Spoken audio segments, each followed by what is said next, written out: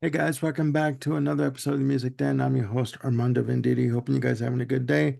Ladies and gentlemen, we've reached day 31. Yes, day 31 of 31 perfect albums. We're at the finish line, basically, ladies and gentlemen, for this series. As I've said before, the idea of the series is to list our 31 perfect albums, top to bottom. As I said before, all killer, no filler. And with this series, we have encouraged people from the beginning to put down the comments down there, down below, what their perfect album is. It doesn't matter what genre. Yes, Taylor Swift is included. Might as well put that in there. So, with this being the final episode of this series, we're going to jump straight into it and we're going to go, as I see on my screen, down to Mr. Jim Bricker for his pick for day 31 of 31 perfect albums. Day 31. Thank you. Before I give my 31st pick, I want to thank you, Armando and Bill and Ken. This has been great to just chat about, the stuff we love, music. I wish we could be all around a table and pass around, beverages and pretzels and throw things at one another. This has been a really good community over the last 31 days. And I'm sorry to see it end, but I'm also glad to see it end because, like you were saying the other day, Bill, it's time for a new adventure, and I hope we have another one of those collectively soon. We're going Um, to, yeah. okay, having said all that, I wanted to go first today because I wanted to tag into something that Bill brought up in yesterday's episode about um, albums from 2015, and like he could have picked this, he could have picked that. There were like three ones that were on his list, and I'm doing him a solid, and I'm picking his third. Nice. I am my 31st choice is Hand Cannot Erase from Steven Wilson. Um, I made a comment in an earlier show that most of my picks were kind of from the 70s and the 80s because I've been able to spend a lot of time with them, and I could kind of have a more objective view of if they are perfect or not. This is one of the few albums that I can say, like, shortly after hearing it and spending like about a year with it, that I could definitely put in the perfect category. Um, this is, uh, wow.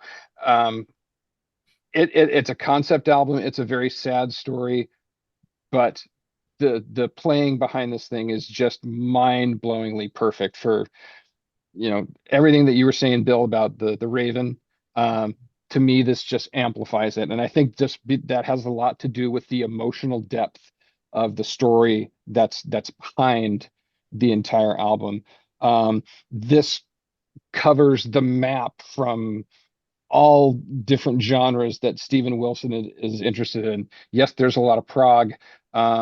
There's, some straight ahead rock. There's some like, 90s, trip hoppy kind of things in there. Some beautiful stirring ballads. It's like, where is this children's choir coming from? And it works so perfectly in the places that it's used. From the compositions to the performances to the production, the sonics, this is just an absolutely stunning musical work all the way through. Ken, I know I gave you a homework assignment a couple weeks ago to listen to this. Don't know if you have yet, but I'm telling you, brother, it is a journey well worth every minute. Yes, Hand I have cannot erase. actually. Yeah. What's that? Yes, I have actually. Ah, okay. I thoroughly enjoy it. Yep. We'll leave it at that. Hand Cannot Erase, Steven Wilson, 2015. If you haven't heard it, get frickin' on it. You will not regret it. I Okay. would like to say, just add one thing to that. I agree with everything Jim said about it, but there's just one minor ball that I think was dropped in the business end of things. When the album first came out, there was a website, which I think is still there. And on that website was the main character in the story had a journal. And this website was her entire journal. And it's very important to the story, I think, and adds so much to it. that when I got the Blu-ray, I was highly disappointed that they did not include that on the Blu-ray, which they could have easily done. And to this day, I don't know why they didn't. So if you're new to the album or if you haven't checked out the journal, I don't have the web address right offhand, but it's pretty easy to find if you search for it, if it's still there. It's well worth reading that journal entry to add more depth to the story. It really amps it up. So yeah, good pick. Excellent. All right, that's another one I gotta check out. Oh boy. Okay. I think it's totally in your wheelhouse, Armando. I think your Well, head will spin off of your body. That's all I need. That's all I need. Okay. All right. Bill, over to you for your final pick of all right. 31. All right. I was apparently a year off here when I said it was 2015. Apparently, this came out in October of 2014. Oh, then you can't use Oh, it. and forget everything I said Oh. then. Oh, So I'm gonna have to go with this. The concept of this, she wanted to give a salute not just to the year of her birth, but also to 80s synth pop and well, 1989 from Tip. No, I'm kidding. I'm just messing with Armando. That's not really my pick. All right, go on. Sorry, I have something caught in my throat. Go on. Go on. My pick actually is from 2015, and it is the third concept album from that year that we're all kind of at the top of my list for 2015. And we had the one that Jim just mentioned, the progressive rock concept album. We had the one I mentioned yesterday, the hip hop concept album from Kendrick Lamar. Yes. And now we're going to a punk concept album. oh, This is Home Street Home, original songs from the shit musical. You can see the self-deprecating humor there. Yeah. This Ladies is and gentlemen, actually there was swearing on this episode, and it wasn't from me. exactly. ahead. Oh, there's a lot of swearing on this. I had mentioned the explicit warning on the Kendrick Lamar album. Yeah. This doesn't have one, but oh, it needs one. Big time, not just for the language, but for the situation, for the story, for all kinds of things. If people need trigger warnings, there's a lot of those things that they might need them for on this album. There's a lot of disturbing subject matter on here. Okay. The general idea is this is about a group of homeless runaway teenagers who bond together and they get involved in all sorts of unsavory activities to survive and make themselves a little family. There's violence, there's molestation, there's all kinds of sexual stuff. It very Happy explicit. album. Yeah, so take what I'm saying seriously if you're not into very adult situations and content that may be disturbing. I mean, in my family, I said many times before on Armando's channel that we use humor to kind of keep away the darkness, to take its sting away when things are rough. And there's a lot of that here. There's a lot of what could be considered very inappropriate humor, but it's done to take the sting away from the bad stuff that's being discussed. It's done to take its power away. And I did not mention, which I very well should, that this is all the music and the vast majority of lyrics are written by Fat Mike from the band NoFX. And this, he doesn't sing on it, he plays guitar on it, but there's a number of musicians. There are quite a few guest vocalists. This was actually performed over 3 weekends. I believe it was in 2015 in San Francisco, right around Jim's turf. I actually saw on YouTube a performance of the show itself, which was awesome, but then that it was taken off that channel and I haven't found it since, which is a shame. I hope Fat Mike's I hope he has a recording of the actual show and releases it, because some of the songs are changed. There are more songs added. And so he kind of said this was essentially this is what this story currently is version. It's almost a demo version of the show itself. But I've always found this very touching. for all its disturbing situations. It's quite a moving story. So if you're open to that sort of thing, yeah.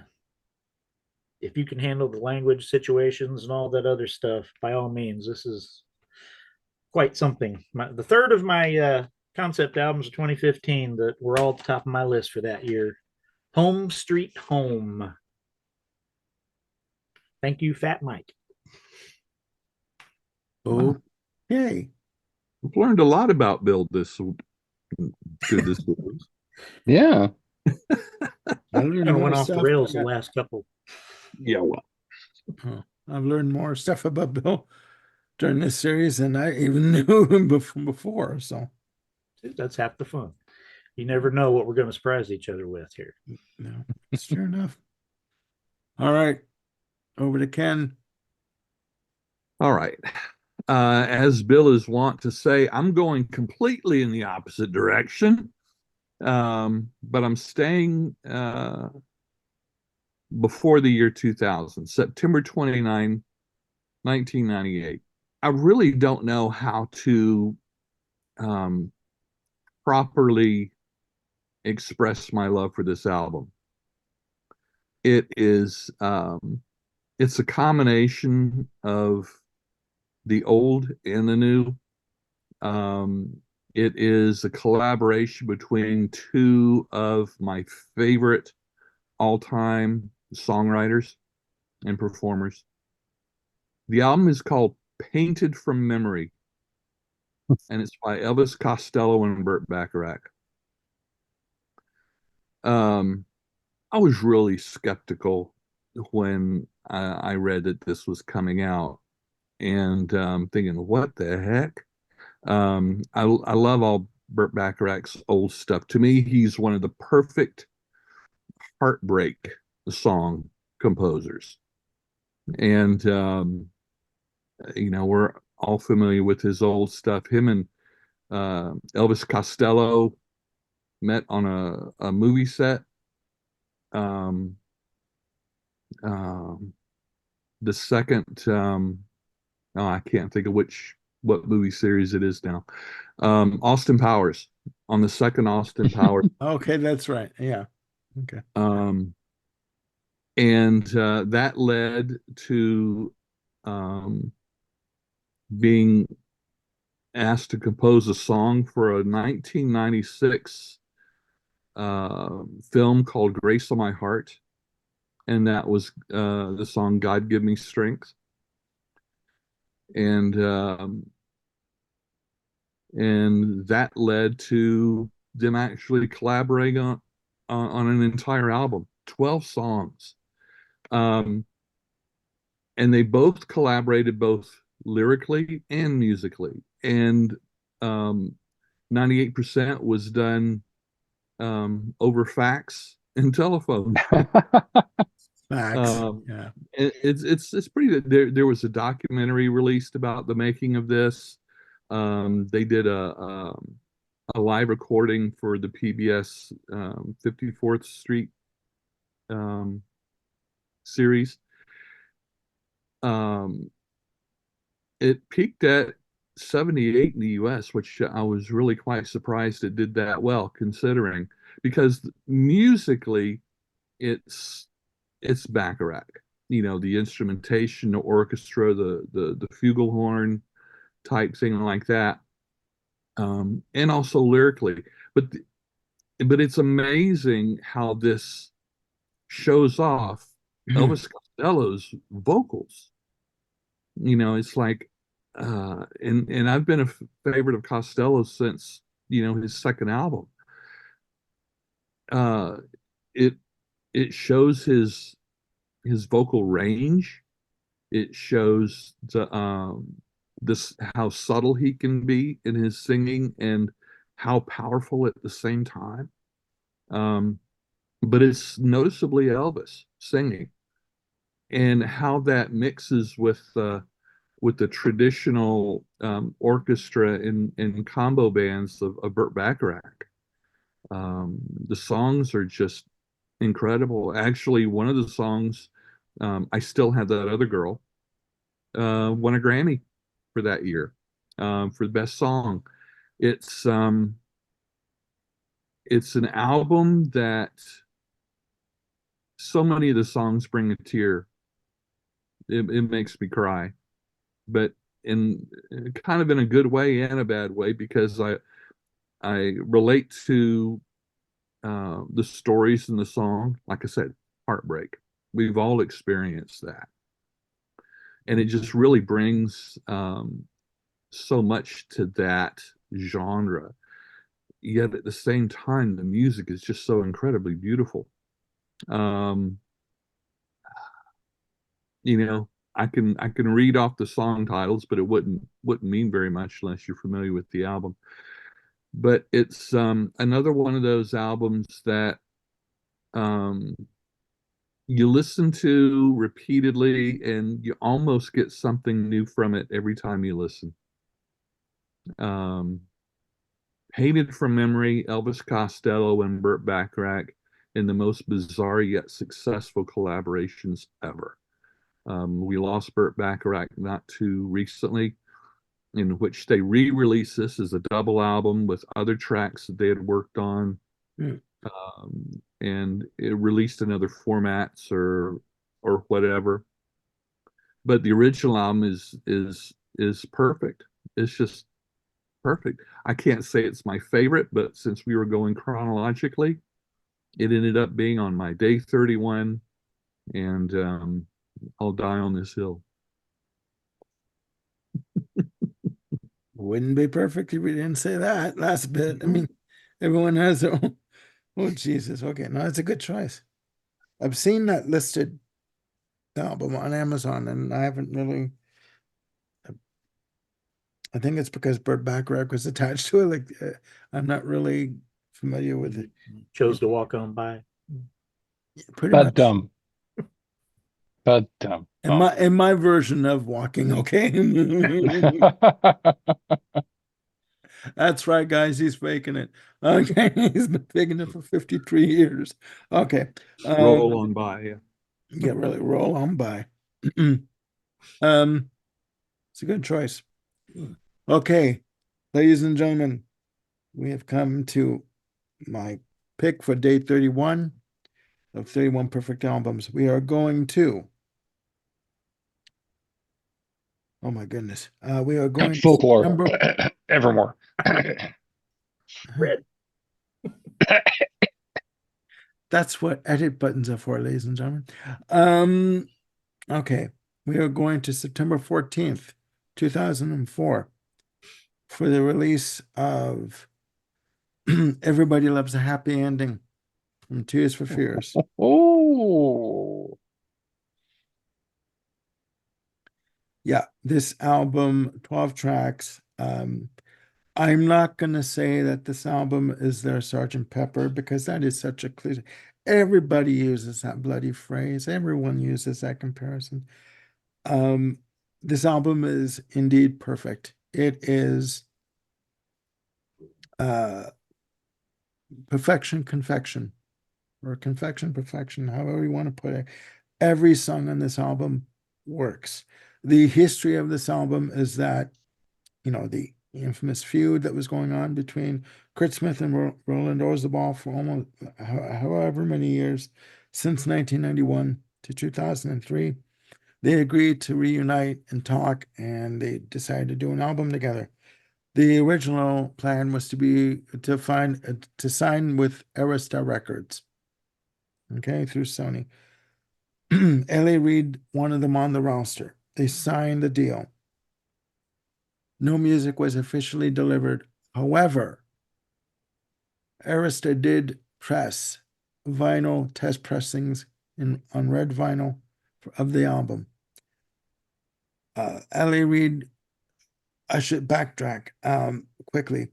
The guys realizing that there was an issue with the ownership over at Sony decided to back out of the deal, and then L.A. Reid was quickly ousted.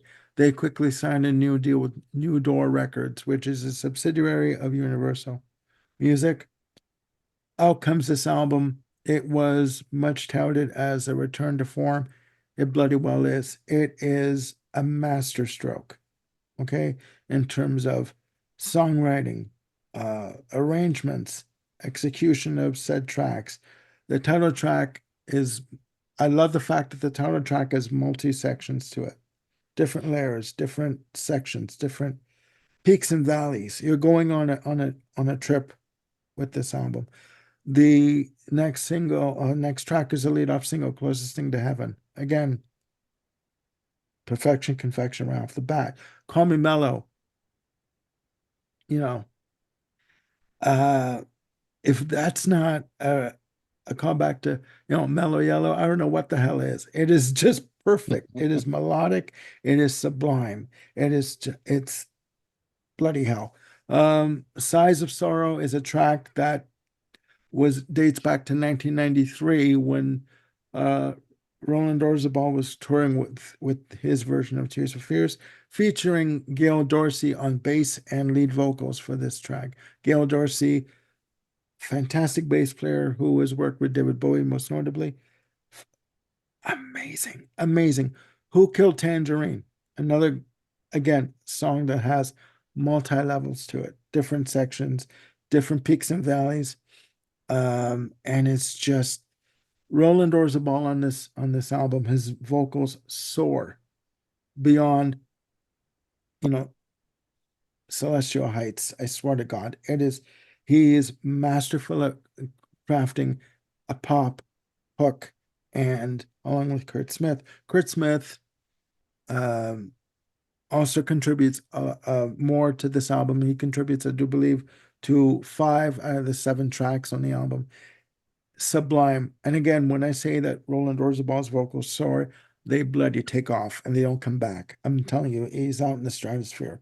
After Who Killed Tangerine, you have Quiet Ones. Who You Are is another Kurt Smith-led vocal track. The Devil, sublime. The centerpiece of the album for me is Secret World. I hear this track and I'm reduced to tears because he is saying whatever's going on around us, okay, let's leave the world beyond that door, okay, and let's concentrate on me and you. All that matters right now is the fact that we're together, and everyone else can go to hell. We'll deal with them when we need to. And you would think, obviously, it can be interpreted as a relationship song, man and woman, man and man, doesn't matter. For me, I'm looking at it as a father singing to his newborn baby and bonding with their child and saying, I'm here for you. Okay? We can leave whatever's going on outside out that door and don't worry about it. We're going to be okay because we have one another. Okay?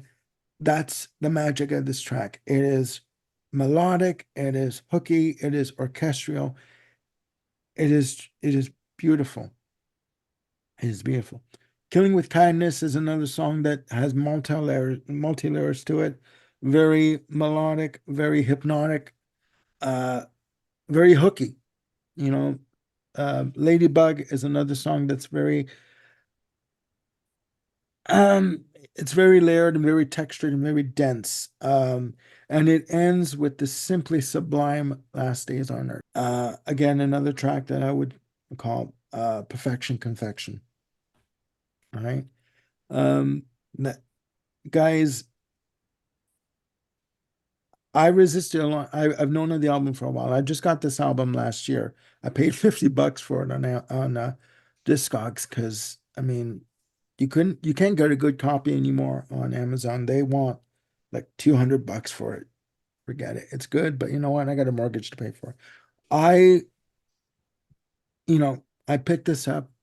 I've known of it ever since it came out, but I never really dove into it head first like I did over the past, say, year and a half, 2 years. This album has to be in your collection. It has to.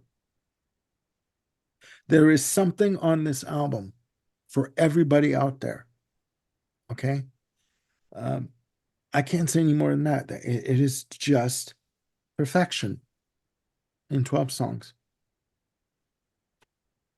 Okay. So, ladies and gentlemen, we have arrived at the end of our series of 31 perfect albums. Just a very quick note. I have enjoyed doing this series with these three gentlemen immensely. I have looked forward to seeing them in the mornings when we tape these episodes and talk about what we believe are our perfect albums. I have spent some money due to some recommendations. Okay. I'm lucky that I haven't filed for chapter 11 yet, due to these selections. This episode, this series, sorry, was Jim's idea, as he has said. And I can't thank him enough for it because I've had fun with it. I've had fun with it. And we hope that it does come across in the way we interact on camera. This is not scripted. The way we are is not scripted. You can't make up shit like this. Okay. And you can't. I mean, it's that good and it's that off the cuff that you can't script this stuff. It is, which makes it gold to me. Okay. And in cases of albums, platinum. So I want to thank Jim, Bill, and Ken for walking through this adventure with me. It's been a hell of a ride and a hell of a walk.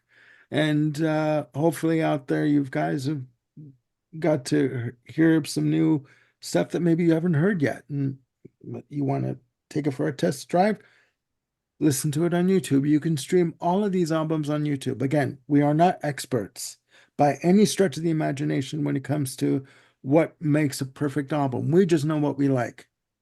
Okay. And we just wanted to share that with you, the viewer. So again, listen to these albums first. And if you like what you hear, the rest is up to you. The adventure is just beginning for you guys.